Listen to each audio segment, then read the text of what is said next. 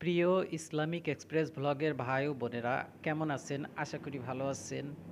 আজকের যে প্রবন্ধটি শুরু করব তার পূর্বে আপনাদেরকে সালাম জানাই। আসসালামু আলাইকুম ওয়া রাহমাতুল্লাহি ওয়া বারাকাতুহু। আজকের বিষয় হচ্ছে ইমাম মাহাদি সম্পর্কে শিয়া এবং সুন্নিদের উভয়ের যে ধারণা আছে সেই ধারণার ভিতরে যেগুলো অভিন্নতা রয়েছে সেই অভিন্ন বিষয়গুলো তুলে ধরা হবে।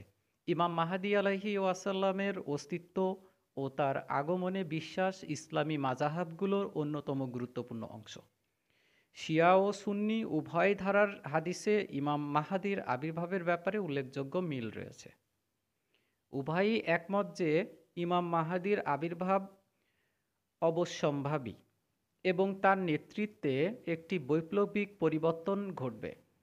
ইমাম মাহাদির বংশ পরিচয়, শারীরিক বৈশিষ্ট্য, আবির্ভাবের সময়ের প্রেক্ষাপট ও লক্ষণ এবং তার নেতৃত্বে প্রতিষ্ঠিত রাষ্ট্র ব্যবস্থার বৈশিষ্ট্য নিয়ে উভয় মাযহাবে গুরুত্বপূর্ণ আলোচনা রয়েছে। বিশেষ করে মহানবী সাল্লাল্লাহু আলাইহি সাল্লামের নামের সঙ্গে ইমাম মাহাদির নামের মিলের বিষয়টি উল্লেখযোগ্য। তবে কিছু বিষয় বিরোধও বিদ্যমান। ইমাম মাহাদির জন্ম, তার অদৃশ্য হয়ে যাওয়া এবং নিষ্পাপ হওয়ার মতো বিষয়গুলো নিয়ে শিয়া ও সুন্নি মাযহাবে ভিন্ন মত রয়েছে। সুন্নি হাদিসে ইমাম মাহাদি আলাইহি ওয়াসাল্লামের সম্পর্কে উল্লেখ্য, সুন্নি হাদিস গ্রন্থে ইমাম মাহাদির আবির্ভাব সম্পর্কে প্রায় ১০০টি মুতাওয়াতির হাদিস বর্ণিত হয়েছে, যা মহানবী সাল্লাল্লাহু আলাইহি সাল্লামের ২০ জন সাহাবীর মাধ্যমে বর্ণিত। এসব হাদিসে বলা হয়েছে ইমাম মাহাদি হজরত ফাতিমা আলাইহিস সালামের বংশধর এবং তার আবির্ভাব হবে নির্ধারিত সময়ে। সুন্নি আলেমগণ মাহাদির আগমনের বিষয়ে ঐক্যমত পোষণ করেছেন। খ্যাতনামা সুন্নি মনীষী সিউতি মন্তব্য করেছেন, মাহাদির আবির্ভাব শেষ যুগে হবে এবং তিনি পৃথিবীকে ন্যায় বিচারে পূর্ণ করবেন।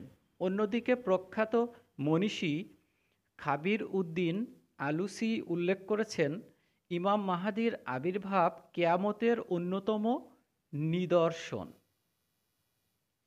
ইবনে খালুদুন তার রচনায় বলেছেন, মুসলমানদের বিশ্বাস অনুযায়ী শেষ জামানায় মহানবী আহলে বায়াতের একজন সদস্য আবির্ভূত হবেন, যিনি ধর্মকে পুনরুজ্জীবিত করবেন এবং ন্যায় বিচার প্রতিষ্ঠা করবেন। শিয়া ও সুন্নি হাদিসের অভিন্নতা। নাম্বার ১, ইমাম মাহাদির আবির্ভাব ও তার নেতৃত্বে বিশ্বব্যাপী ন্যায় বিচার প্রতিষ্ঠা অনিবার্য। নাম্বার ২, তিনি জুলুম ও অত্যাচারের বিরুদ্ধে লড়াই করবেন। নাম্বার ৩, মহানবী সাল্লাল্লাহু আলাইহি সাল্লাম ইমাম মাহাদির আগমন সম্পর্কে বিশেষ জোর দিয়ে উম্মতকে সতর্ক করেছেন। নাম্বার ৪, ইমাম মাহাদি হবেন মহানবীর আহলে বায়াতের বংশধর। নাম্বার ৫, তার নাম মহানবীর নামের মতোই হবে। তার শারীরিক বৈশিষ্ট্য হবে উজ্জ্বল চেহারা, চওড়া কপাল, লম্বা নাক, গালে একটি তিল এবং তাকে দেখতে ৪০ বছর বয়সের যুবকের মতো মনে হবে। সুন্নি মনীষীদের রচনা। ইমাম মাহাদির প্রসঙ্গে ইবনে মাজাহ, তিরমিজি, বুখারী, মুসলিম সহ বহু বিখ্যাত হাদিস গ্রন্থে তথ্য রয়েছে। ইবনে মাজাহর সুনানে বর্ণিত হয়েছে, ইমাম মাহাদি হবেন ফাতিমার সন্তান। ইবনে কাসির তার আল বিদায়া ও আন নিহায়া গ্রন্থে ইমাম মাহাদির আবির্ভাব এবং পৃথিবীকে ন্যায় বিচারে পূর্ণ করার কথা উল্লেখ করেছেন। শিয়া ও সুন্নি উভয় ধারায় বিশ্বাস করে যে ইমাম মাহাদির নেতৃত্বে বিশ্বব্যাপী ন্যায় বিচার প্রতিষ্ঠিত হবে।